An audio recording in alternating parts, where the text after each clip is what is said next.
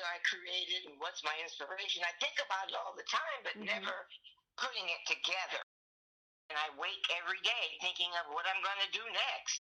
I do historical and contemporary quilts of persons and events in the African diaspora.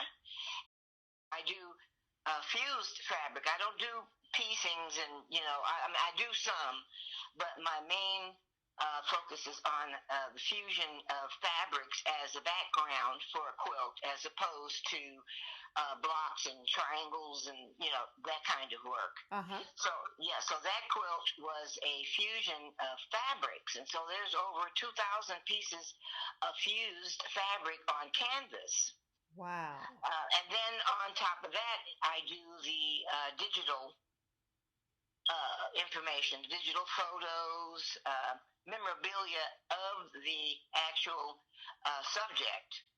So in that particular case was a woman from Oakland who had written a historical account of African Americans in California.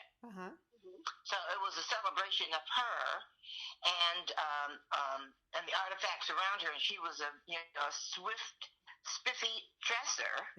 So she wore hats and beautiful scarves, and she was in like 1910s, 20s, and 30s.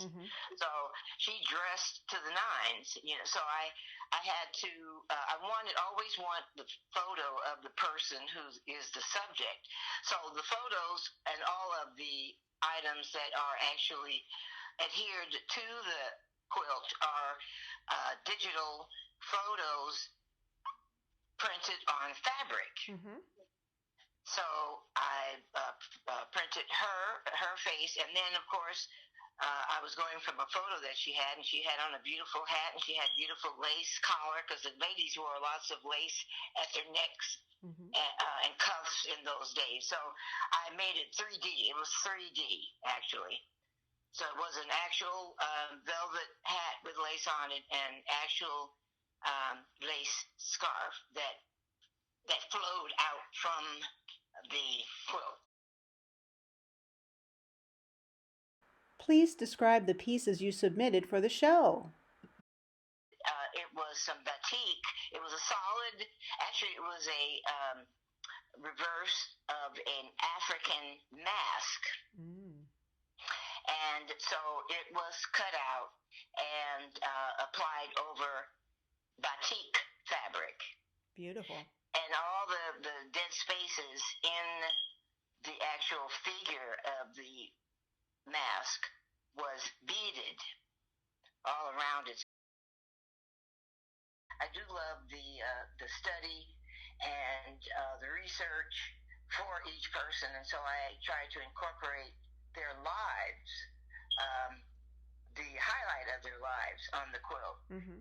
And the two quilts that I have that I just spoke of, the Martin Luther King quilt and the Ida B. Wells quilt, the background on the quilt is an actual American flag, and applied it to a piece, a fabric piece, and then it was quilted, and then I applied the digital photos. Wow. So no, I have respect for our flag and for our United States of America. I have just total respect. So it was done in a very respectful way. Sure.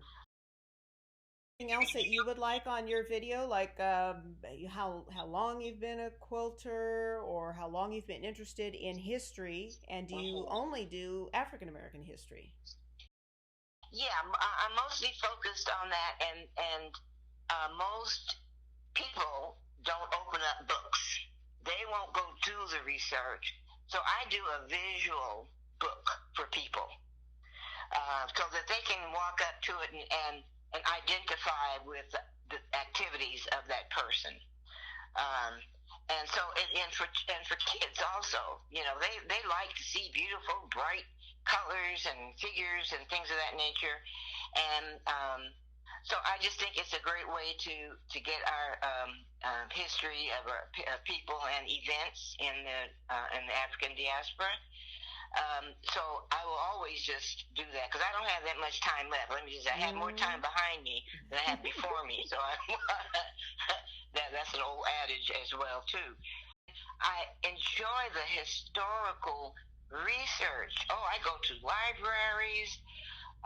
I visit places, especially the people that I have done around California. This particular lady, Delilah Beasley.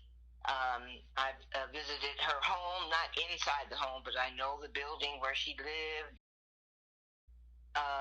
Pictures of my husband's two great grandfathers, who was included in her book, who came to Stockton in 1849. Wow.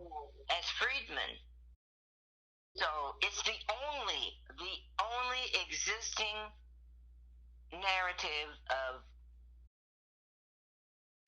trailblazing Negroes of California. Wow. Working on their quilts. I let him speak to me.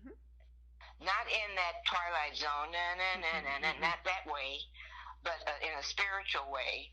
And she said, Delilah said, no, you put everything I tell you to put on there. And I did.